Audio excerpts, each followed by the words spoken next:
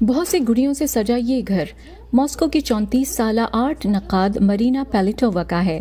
ان کے پاس بہت منفرد، انوکھی، قدیم، پورسلین سے بنی بڑی اور چھوٹی ہر طرح کی گڑیاں موجود ہیں۔ ان میں سے کچھ سے انہوں نے بچپن میں کھیلا بھی ہے اور کچھ کو مختلف ممالک میں نیلامیوں سے مہنگے داموں خریدا۔ انہیں سب یاد ہے کہ کون سی گڑیا کیسی نظر آتی ہے اور کہاں سے خریدی گئی۔ ان کا یہ مشغلہ آج سے 21 سال پہلے شروع ہوا جب انہیں سرخ گاؤن پہنے ہوئے پورسلین کی بنی گڑیا ونیسا سالگرہ پر تحفے میں دی گئی تھی۔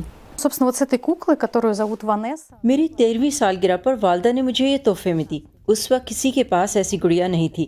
ہم سب نے بیبی ڈالز کے علاوہ چینی اور جرمن گڑیوں سے بھی کھیلا۔ میری والدہ نے مجھے گلابی رنگ کا بڑا ڈبہ دے کر کہا، اسے ہاتھ مت لگانا۔ میں نے تمام دوستوں کے جانے کا انتظار کیا اور جب ڈبہ کھولا تو اس معجزے کو دیکھا۔ И в итоге открыла эту коробку. مرینا کا یہ شوق دیکھ کر ان کے رشتہ دار انہیں ڈھیر ساری نئی گڑیاں بطور تحفہ یا مزید گڑیاں خریدنے کے لیے پیسے دینے لگے۔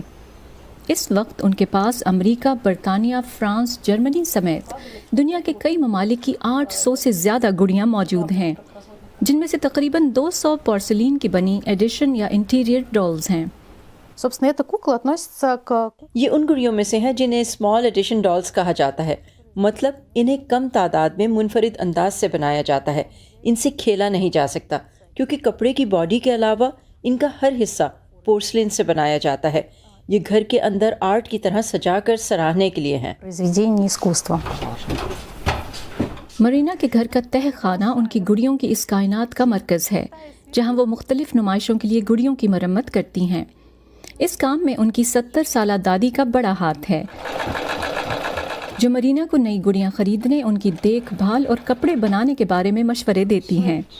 قدیم گڑیوں کے ملبوسات تیار کرنے کے لیے وہ تاریخی فلموں اور تصویروں کی مدد لیتی ہیں۔ مرینا کے بیٹے کو اپنی والدہ کی طرح گڑیوں کا شوق تو نہیں، لیکن وہ اس پر فخر کرتے ہیں۔ Это просто детские игрушки. میرے کھلونے تو بس عام سے کھلونے ہیں، کوئی بھی انہیں حاصل کر سکتا ہے، لیکن میری والدہ کی گڑیاں منفرد ہیں۔ Игрушки приобрести. مرینا کے مختلف فنون کا نقاد ہونے سے ان کے اس مشغلے کو مزید تقویت ملی، کیونکہ وہ گڑیوں پر مضامین لکھنے کے علاوہ ان کی نمائشوں کا اہتمام بھی کرتی ہیں۔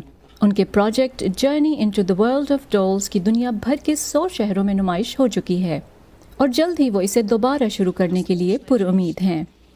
فائزہ بخاری، وائس آف امریکہ۔